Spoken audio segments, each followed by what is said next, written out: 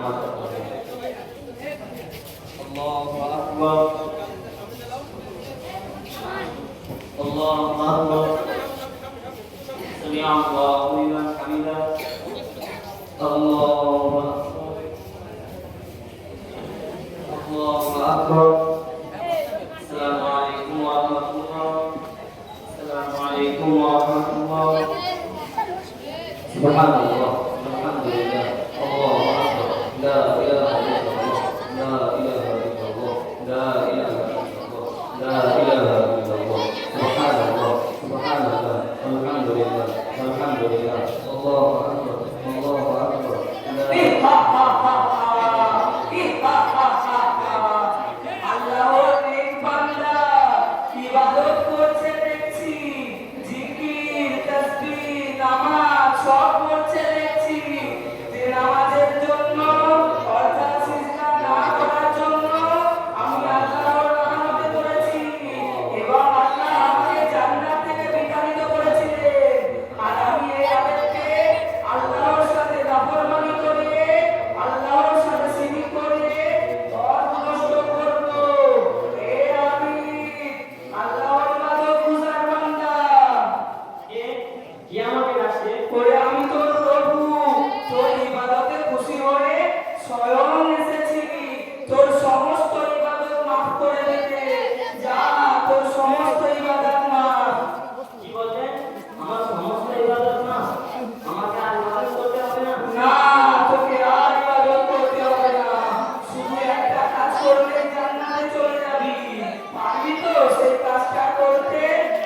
হ্যাঁ, আমি পারবো। সেই কাজটা কি? আরে বেশি কিছু নয়, জলদি করে আমাকে একটা সিজদা করে দে, তাহলেই জান্নাতে চলে যাবি। একটা সিজদা করলে আমি জান্নাতে চলে যাবো? আরে হ্যাঁ, সিজদাটা তো করে দেখ, জলদি কর, দেরি করিস না, সময় কম। তাহলে আমি একটা সিজদা করে জান্নাতে চলে যেতে পারবো তো? আরে হ্যাঁ, সিজদাটা তো করেই দেখ। ঠিক আছে, তাহলে আমি একটা সিজদা করে জান্নাতে চলেই যাই। ইহা হা হা হা, ইহা হা হা হা। এ তুই কি করলি? তুই তোর আল্লাহর সাথে শিরক করলি। আমি কিন্তু কিচ্ছু জানি না, আমি কিন্তু এসব থেকে পবিত্র। তুই মর, আমি চললাম। ভাই ভাই, আমি এসে বললাম, আল্লাহ বললাম, আল্লাহ আমাকে মাফ করে দেন, আমাকে ক্ষমা করে দেন। আমি যদি জ্ঞানী হতাম তাহলে এমন কাজটা করতাম না। আল্লাহ আমাকে মাফ করে দেন, আমাকে ক্ষমা করে দেন। দেখতে পেলে তো দাদু ভাই, কিভাবে শয়তানরা আল্লাহর একটা আবেদ বান্দাকে পথভ্রষ্ট করে দিল।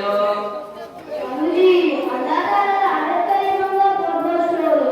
আর আলেমটা আর আরেকটা সে একদিন মাদ্রাসার ছাত্রদেরকে নিয়ে পড়াচ্ছিল। এরকম একটা ঘটনা আমি তোমাকে দেখাচ্ছি। ওয়ালাইকুম আসসালাম ওয়া রাহমাতুল্লাহ। বাবুরা ভালো আছো তো? আলহামদুলিল্লাহ।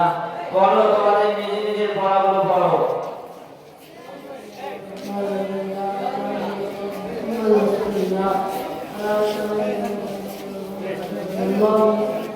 চলো বাবু, তোমার পড়াটা শোনাও।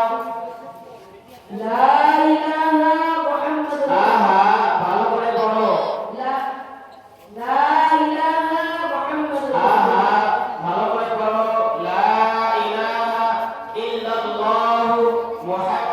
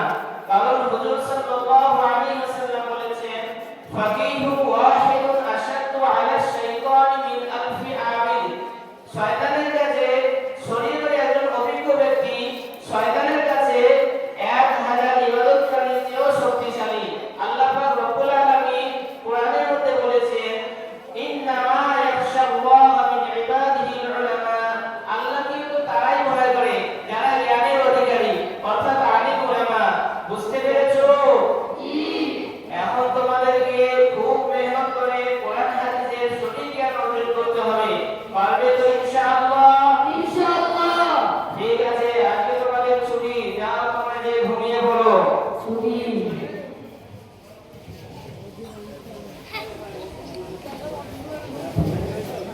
أعوذ بالله من الشيطان الرجيم بسم الله الرحمن الرحيم يسبح لله ما في السماوات وما في الأرض الملك القدوس العزيز الحكيم এরপরে ছেলেটা আল্লাহর ইবাদত করছে, এ আবার মাদ্রাসার ছাত্রদেরও পড়াচ্ছে।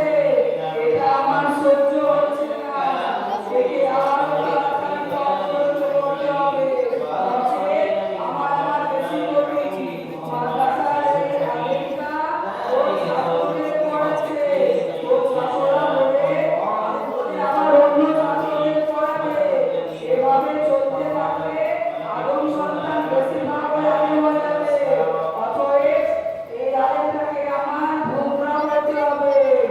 এই আলিম, এই আল্লাহর ইবাদত বুঝার বান্দা। কে আমাকে ডাকছো? ওরে আমি তোর প্রভু, তোর ইবাদতে খুশি হয়ে স্বয়ং এসেছি তোর সমস্ত ইবাদত মাফ করে দিতে। লা হাওলা ওয়ালা কুওয়াতা ইল্লা বিল্লাহ। কি বললি শয়তান?